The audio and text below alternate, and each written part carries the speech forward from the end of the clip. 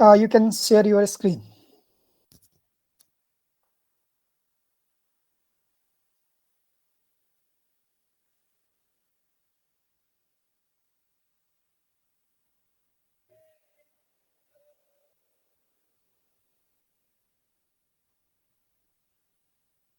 Sorry, is it visible? Yeah, it's visible. Just yeah, it's okay. And just put this into full slide mode. Just here you can click to the point on below, just below there, where you can see zoom in and zoom out. By the Sorry. side, yeah. Slides. Is it okay if we just slideshow? Would be better if you put that into full slideshow mode. This Um, one. just left hand side. Yeah, Sorry, is got this it. okay? Okay. Yes. Hello everyone. Today my group, consisting of members Anupama Ekikrit and Prashanna Basnet, are here to present about the philosophical essays given in our course. The first three essays about philosophy. I would like to invite Anupama to present on the allegory of the cave. Good morning, everyone. So the topic is Allegory of the Cave. Here the writer Plato mainly focuses on the education and how the ability of it can produce a better person. The writer is an Athenian philosopher, and this essay is written in a conversation between Plato, Lucon, and Plato's brother. At the end of the essay, the readers can know the At the end of the essay, the readers can know about the belief that how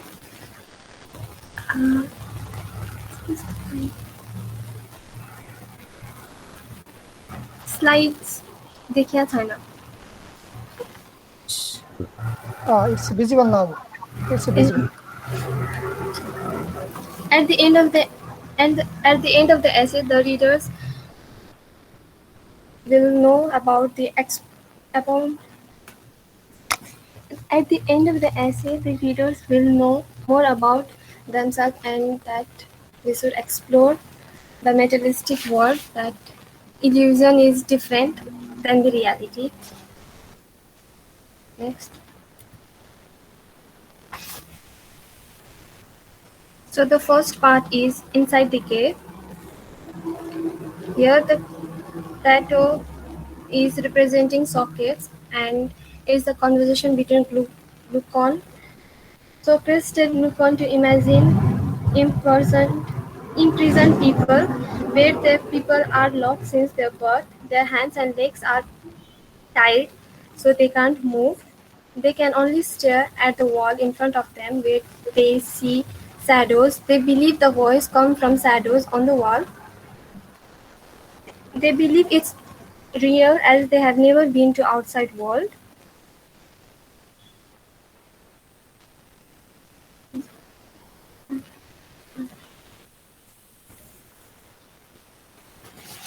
And the next part, step 2, is leaving the cave.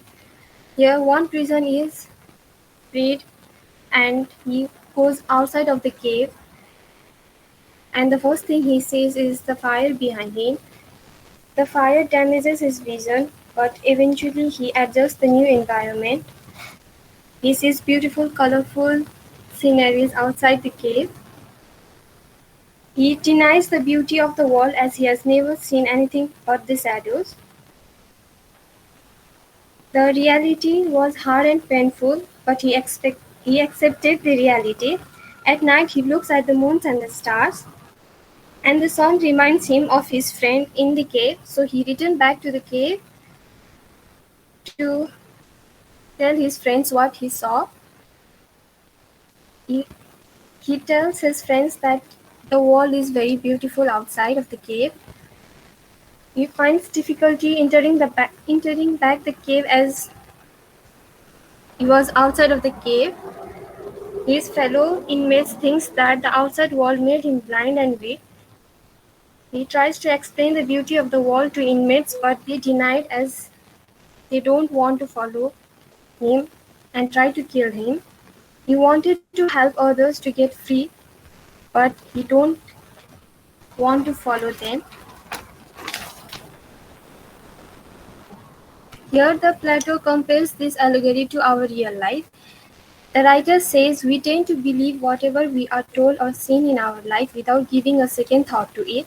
All the things that we see in our life feel so comfortable that we don't want to get out of it. We have the ability to get out of the illusion, but we don't try as the reality is painful. As we know that truth always hurts.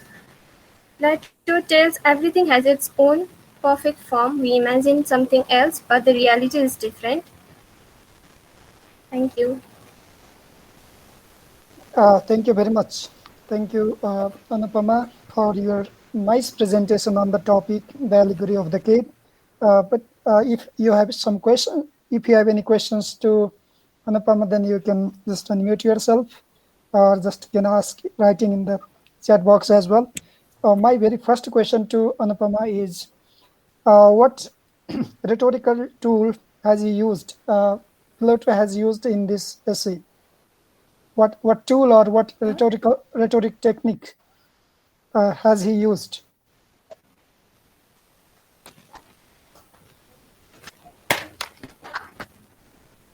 I didn't get your question. What rhetoric use or what rhetoric way or style has he used in the essay?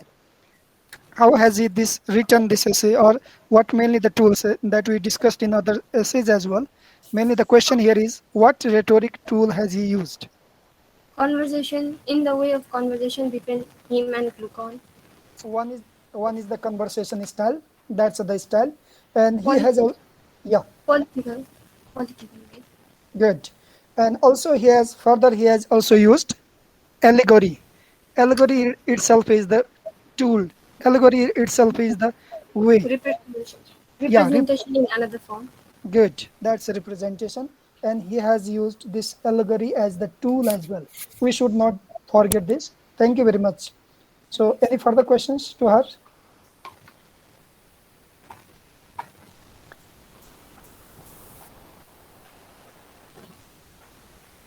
Okay, if you have some questions to on the topic to Anupama, can you please unmute yourself and raise the questions? Okay, no question. Yeah, Ekikrit, any questions from you? No, sir. Okay, thank you. So thank you, Anupama. Now, who next? Me, sir. Please. The Communist Manifesto. Introduction. The Communist Manifesto was commissioned by a Paris-based organization called the Communist League, which was the leading communist party of France at that time. It was composed by Karl Marx and Friedrich Engels, who were the philosophers of their time, who were also communist thinkers. It was published on February 21, 1848. The Communist Manifesto mostly focuses on the negative effects of class differences and capitalism on the working class people. It also shares the communist ideologies in detail. The first part, bourgeois and proletarians. In this part, Marx discusses about the history of class differences by showing some examples of class differences in previous centuries, such as feudalism and mercantilism. He also discusses on how these past systems affected capitalism and also caused the discrimination of different classes. He also reflects on the negativities caused by the bourgeois on the working class people called proletarians. He discusses the struggles faced by the proletarians during the 18th century and also the previous centuries of class differences. He urges the proletarians to dethrone the bourgeois through a revolution through this part. The second part, proletarians and communisms. In this part, Marx mainly discusses about the ways that the Communist Party, the Communist League, is going to benefit the proletarians. He mainly discusses these points, which are given as in the screen. He discusses the ideologies of the Communist Party, which are abolition of private property, a heavy progressive or graduated income tax, abolition of right of inheritance, which is that one cannot have the right of inheriting their parents' properties, confiscation of the properties of immigrants and rebels, confiscation of credit in the hands of states. That means any profit earned by any organization is going to be used by the state itself. Centralization of the means of transport and the communication in the hands of the state. That means the state is going to control everything in transport and communication, and no private organizations are going to run business in that sector. Extension of factories and production owned by the state, which is on the end going to benefit the proletarians themselves. Equal liability of all to labor. That means every citizen is liable to work. Combination of agriculture and manufacturing industries. Free education to all children. The third part, socialist and communist literature, discusses about the different concepts of socialism and communism throughout the literary works around the world. These concepts include the feudal socialism. This is a primitive type of socialism in which people want to eradicate the social roles that confine their families into working for feudal lords. Petty bourgeois socialism. This socialism was originated by the term petty bourgeois. This term this term relates to the people who constantly shift from bourgeois to proletarians and proletarians to bourgeois. German socialism or true socialism, critical utopia socialism. Position of communists in relation to other parties. In this part, Marx mainly discusses about the views and position of the Communist League in comparison to other parties of France at that time. He shows the interest of working class that collide with the interest of the Communist League in the 18th century.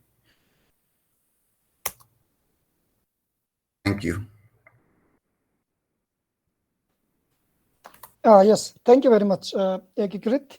Now, some questions to Ekikrit related to the topic.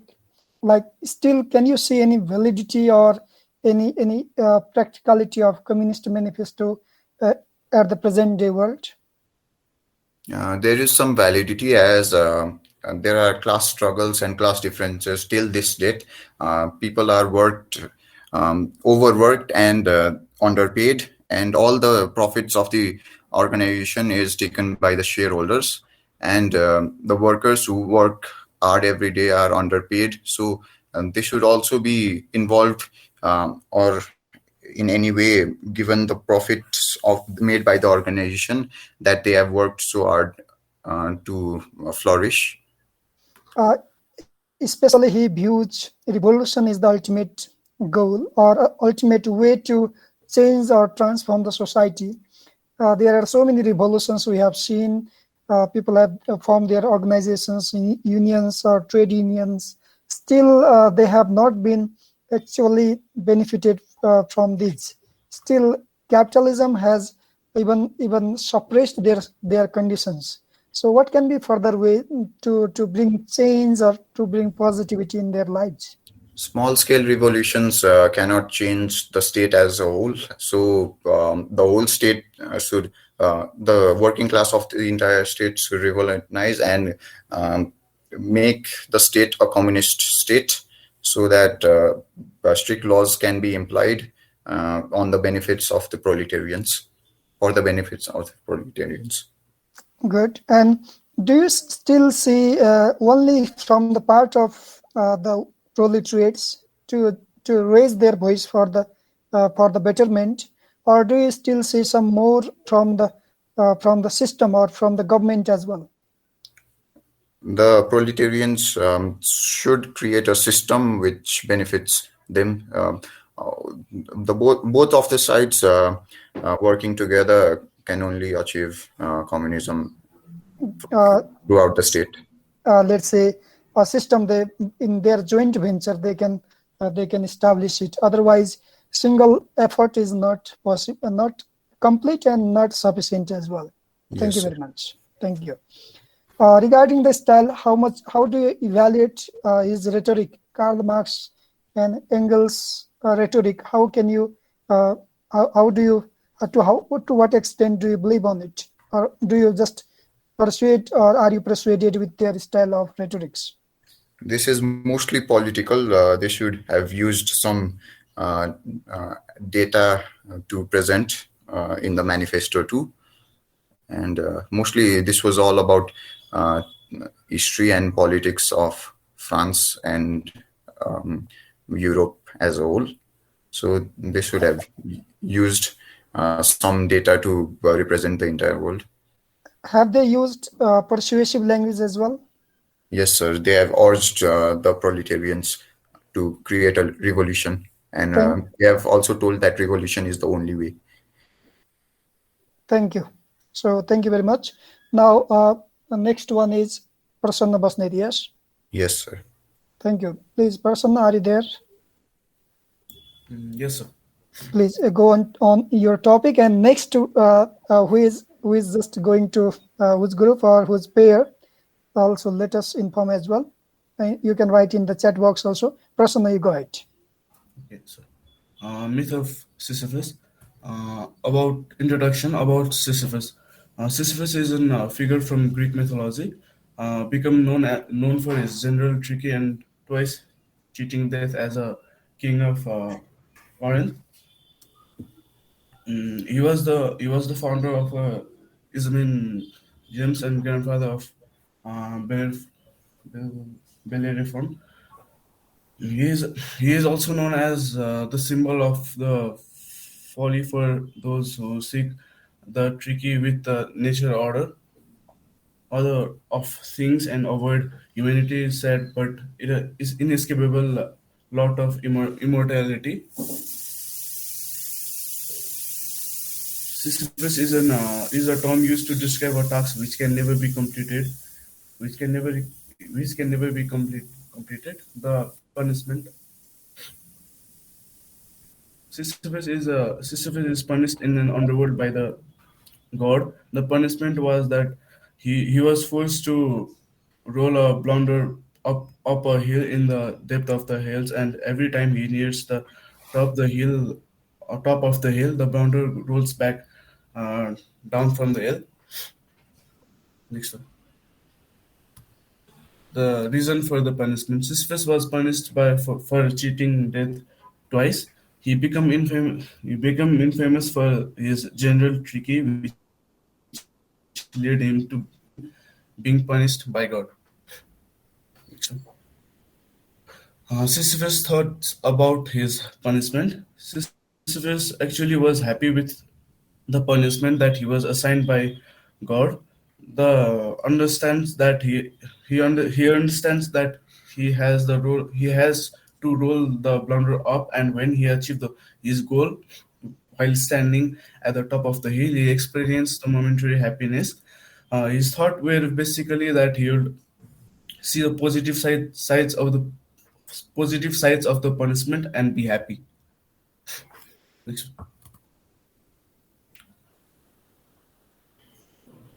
So the myth of a relation to our lives. Campus Camus asked about the meaning of life in a relation to this myth. The life of Sisyphus is an illness pain that he has to go through. Similarly our life is an endless struggle too. Camus Camus raised a question due to this. Is this life really worth living? Next one.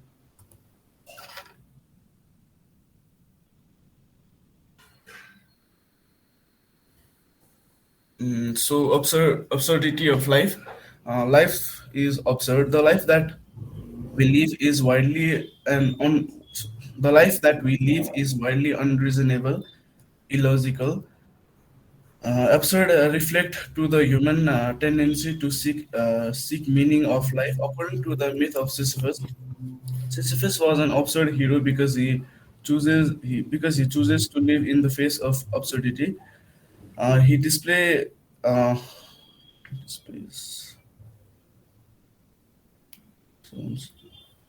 these qualities are these quality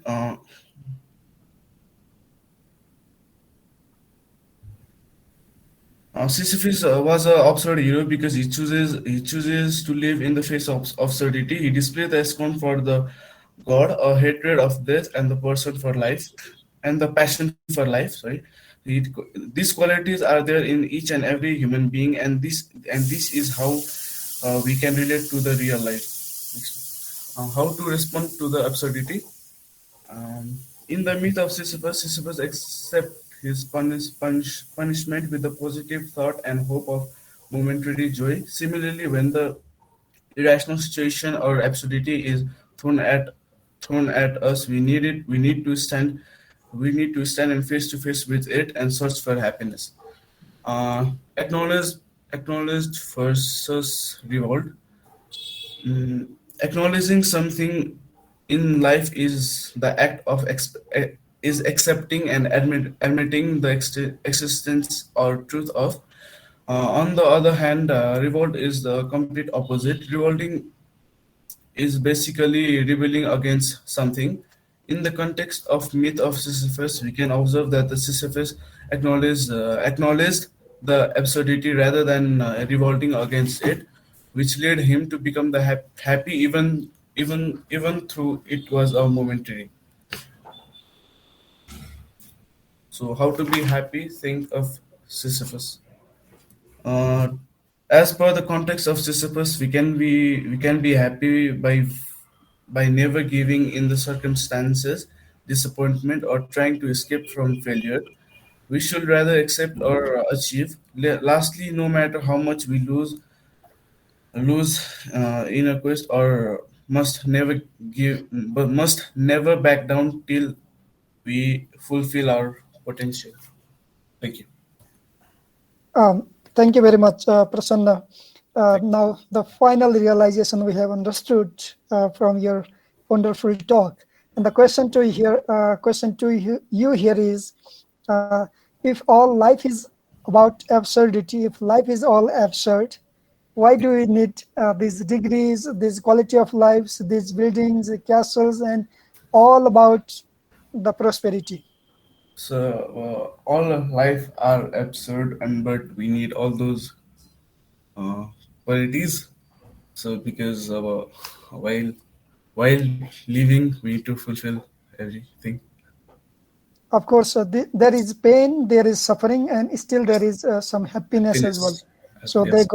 they go simultaneously. Yes, Yes, we cannot avoid happiness without absurdity or without meaninglessness. We yes, cannot we cannot go beyond that meaninglessness without achieving some sorts of happiness. So yes. there is all enjoyment there. Thank you very much.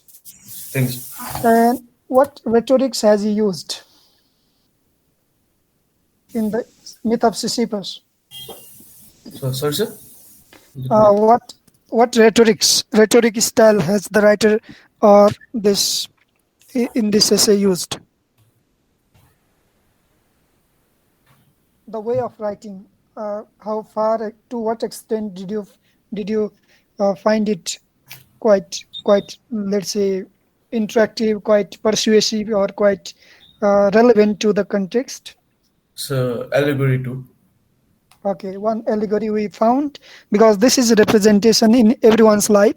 Though Yes. mythos, through this character myth of Sisyphus, or Sisyphus is only the representation. The lives of all humans are almost similar, and this is like the quotation, general understanding. Okay, thank you. Yes. Thanks. Any question to Prasanna?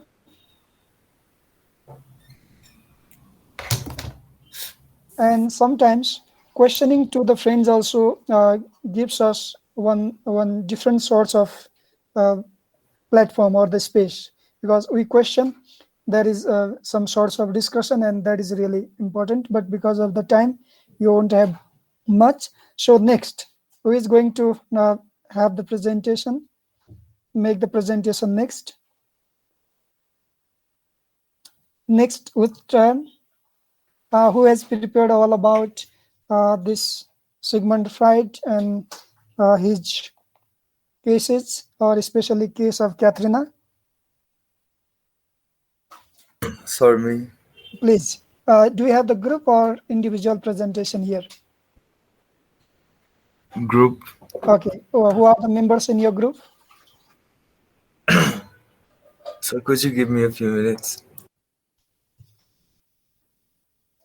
Yeah.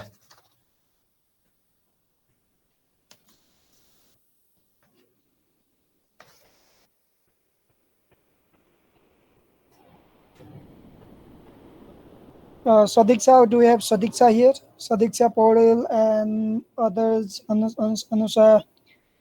Yes, sir. Yeah, you are going to have your presentation on.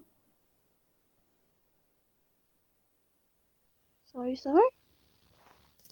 Yeah, what are you prepared for this topic? So we're doing in this one. Sorry. Me and Pramudita, we're not like completely ready yet. We'll do it tomorrow. Actually, we won't have time. No matter how much you have prepared, just can you share the screen that much and discuss that much? If you had So done, our slides are not like made yet. We've just discussed what we're saying. So we'll do it okay, tomorrow. no matter. If you have not prepared your slides, just you can summarize, or you can just have the talk for 2 minutes, 5 minutes, no matter. So we'll do it tomorrow. So thank you. Yes, Ukesh, Yes, sir. are you ready for this? Mm, sir, I'm ready, but could we do our presentations tomorrow? If then tomorrow we may not have that sufficient time, because of again, as life is absurd, life is meaningless, time is also meaningless, and we are just trying to make it meaningful in our on our part.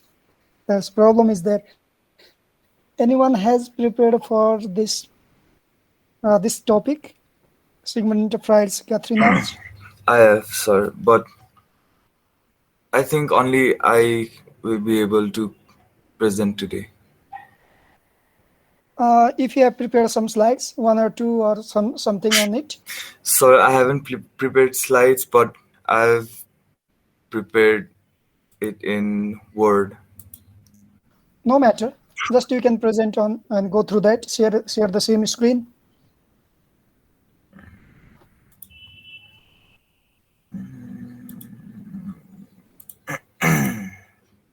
Anybody else, and also be ready for your presentation, please. We have the selected time, selected day only for today, and after a couple of days we'll come again through them. Yeah, just Euclid is going to talk something about Sigmund Freud, his case number 4, and so on. Yes, you can go ahead, please. Good morning, everyone. In this story, we take a look at Sigmund's case with a girl named Katharina. In this story, Sigmund is talking with a girl who is suffering from anxiety and is unaware of her condition. Here, Sigmund is trying to understand why the girl is suffering from anxiety and is trying to help the girl. We begin with Sigmund, who is now trying to take time for himself and not think about medicine and neurosis. But fate had different plans for him as he crossed paths with a girl named Katharina. Katharina is an 18-year-old girl who is suffering from what she believes is an illness. The girl asks Sigmund if he is a doctor, to which Sigmund replies by accepting his profession. The girl explains her condition to Sigmund, which he is familiar with but is not fully aware of the reasons. Sigmund asks the girl questions about her traumas, and the girl replies with truth and honesty. The girl explains how she led her aunt and her uncle to be divorced. The reason was because of what she saw when she was only 16. She saw her cousin and her uncle lying together. After that, she also tells Sigmund about how that uncle tried to make advances at her at the age of only 14. She also tells him about how she saw her uncle and her cousin do stuff at night secretly 2 or 3 years before she saw them lying together. She tells Sigmund that she had no knowledge of what was going on because she was only a child. Here Sigmund notes that her condition of vomiting comes from disgust of her uncle and her memory of her uncle's advancement towards her and then her cousin. He was still unaware of one thing, that was hallucinations that Katharina was having. The hallucinations was about a man that reoccurs on her head, which causes her to feel the way she feels. Then Katharina remembers and tells Sigmund that her uncle used to rage against her after she told her aunt about the things that had been going on between her cousin and uncle. She tells him that she used to run away from him and remembers him blaming her for the divorce and threatening her. She tells Sigmund that the face that she sees in her hallucinations were of her raging uncle. In the end, Sigmund notes that her condition only grew more at the time of the divorce, when her aunt was occupied and was not paying attention to Katharina. He also hopes that the conversation that he had with Katharina had some benefit. Thank you. Yeah, now the question answer session for about 2 minutes. If you have any questions related to the topic, Katharina's hallucination or just awareness of consciousness for those symptoms, but not the awareness of the causes or the origins. Why is that occurring to her? So one further. Next one is, she has been facing all these traumas related to her schema, and again that has been reflected into the behavior in our day-to-day life. Sometimes the symptoms become quite acute, quite severe, and sometimes the situation becomes quite normal. So what may be the understanding of or as the patient, this hysteria, and how does Sigmund Freud just go to study? Does he go to study all about this case? What strategies has he applied? So, can you say something more about these questions, Ukesh? Ukesh? Sorry, sir, I was.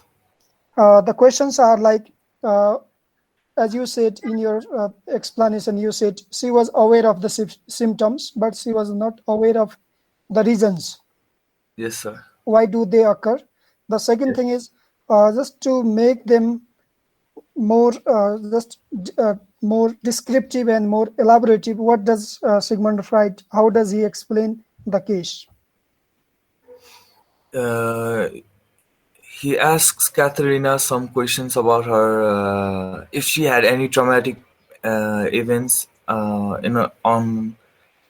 traumatic events happened to her on the past, and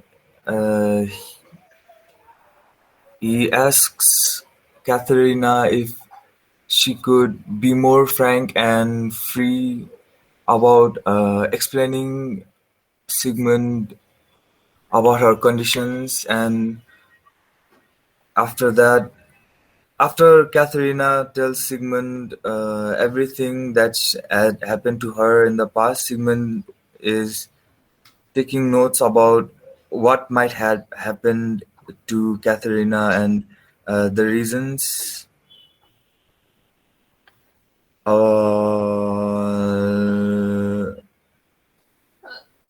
Then concludes with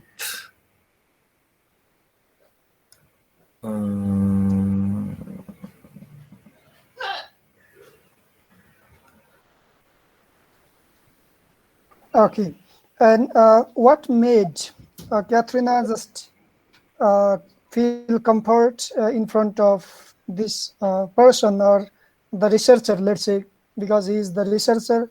What made her feel comfort? I think she was comfortable because at first he was a doctor, um, and then I think she felt more comfortable talking to Sigmund because he was simply listening and just taking notes, but he was not interfering or doing uh, or saying anything that could have made Katharina feel uncomfortable. Good. Mm, So just his style as well, as you discussed, his style of asking questions and also counseling, rather than just counseling, he was there to just uh, very unknowingly taking some hidden aspects, just hidden thoughts she has got. He was there to just facilitate, support, and just expecting for some hidden, uh, let's say, the it may be the pressure, or it may be the maybe simply the case of her hidden pains, sufferings.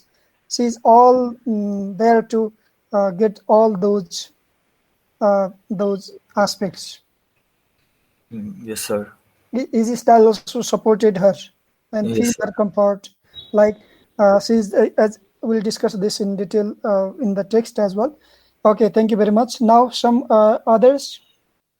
If you are well ready for some, no matter, don't think that I am not ready for this and that. If you have your certain time, 2 3 5 minutes of your presentation, uh, if you expose yourself, of course you will have you will have your advantages for your expression, for your further understanding, for your sharing among the others. Please, any one of you on this topic? We have so many other students like Utsaha is there, Roshan, Sadiksha, and Ansu, Erisna. Erisna, have you prepared on the topic? No, sir. We were expecting, because we had 2 days holidays, and actually I expected uh, one once at least on the topic presentation by each individual.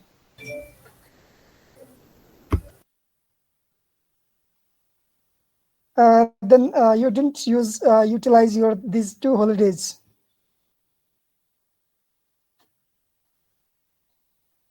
Yeah, Erisna. Excuse me, sir. Yes, Mayur. So, can we present tomorrow? Due to some technical issues, we are not able to present today. There's some technical issues, sir. Like, Like PPT is not opening, sir. Mine is okay, not. My PPT is not operating well, sir. So okay. Can you just send me them in my mail, and I'll share the screen for you, and you'll just go from those slides. yes, sir. I'll later share that. Okay, let me just write the screen over here. Or just, can you send any one of your friends that they will be sharing for you, like Ekikrit? Can you send him? Sorry, your email? No, Ekikrit's email. Can you provide it in the chat box? Mike is going to send you them, and he is going to present. Sir, can I provide it later on? Okay, if you Yes. are, you will. I'll provide So to Ekikrit and then send it, and then he will send it to you, sir. Let better me. if you. Okay, thank you. Khushbu, are you going to present on the topic? Are you ready for any topic? Khushbu Goyal. Kizem, Chitij. Am I audible or not? I couldn't listen any response. Yes, Mohit is there. Mohit. Let's listen to Khushbu says no. Pramodita, Hysteria's patient state, the patient suffering or having this hysteria condition, and he talks about, he mainly takes the interview, and through this interview, this is different, as we have already mentioned, we have some different curriculum expectations, curriculum objectives at the end of this, or in throughout the course of study. We'll talk about two things: the content and the writer's writing styles as well. Mainly we'll focus, and some of your questions will be based on those styles in used rhetorical tools that have been used, like in some persuasive language, in somewhere allegories, some representation representative ways, somewhere interviews, and so on. So we'll be talking about this in this essay. He studies, or this report studies in hysteria. This hysteria, his tone is as non-aggressive assertions. Just he has used some justifications, so many justifications in course of his interview. So we discussed some part of this in previous class as well. Perhaps we had discussed uh, up to this. Yes, page number, paragraph number 30.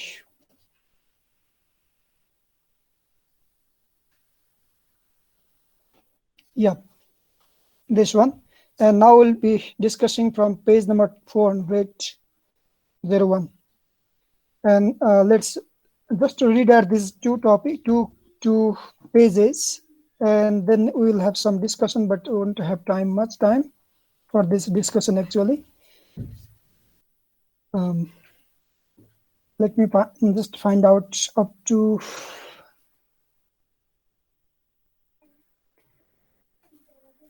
here. Yes.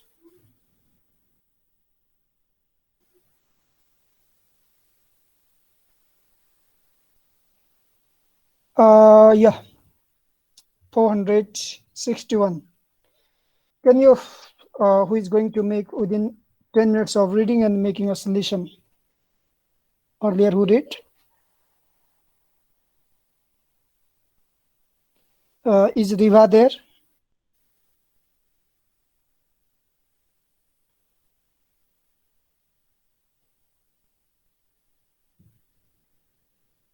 Utsaha, can you read out this further from here? Yeah, if it is visible to you. Is it clear? Okay, please read and make us, just we have read some part, some interview earlier. Let's finish this and then we'll have discussion later.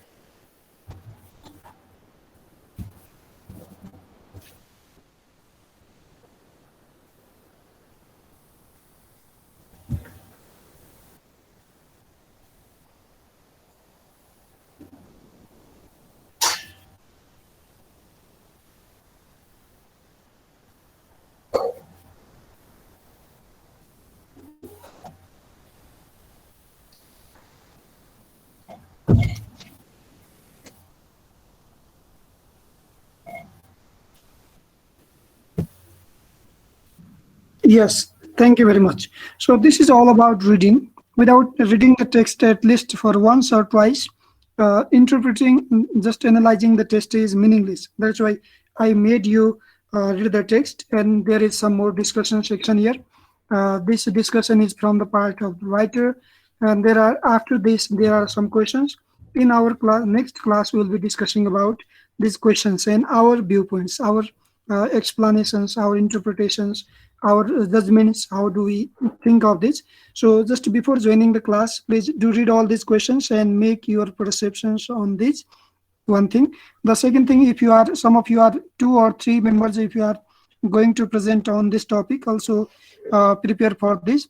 If not, we'll be discussing about these interpretations. Better if you prepare for your presentation as well. 1 or 2, just we'll have 2 or 3 presentations only in our next class. And along with this, mainly we'll be focusing on this Sigmund Freud's rhetorical strategies, is rhetorics. And after that, this is for writing, just for writing task. We'll not focus on this. So this much for today. That text you can download from the notes section in LMS. This much for today. Thank you those who have prepared for your presentation and those who are going to present in our next class. The attendance has been already taken. So thank you very much, everyone.